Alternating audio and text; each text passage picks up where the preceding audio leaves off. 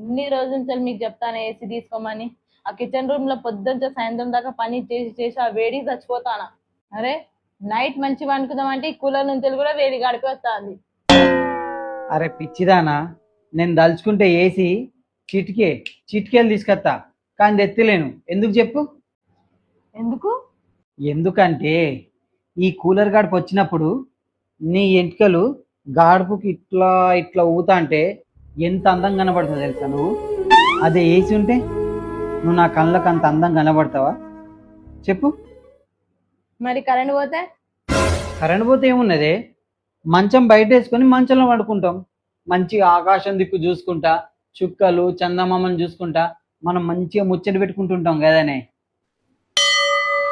ఒక్క ఏసీ మన ఇన్ని ఆనందాలను దూరం చేస్తుంది చెప్పు?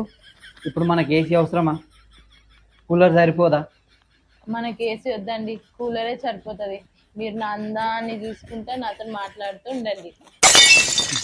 నీ దరిద్రం వదిలింది, లేకుంటే ఏసీ చంపుతాంది.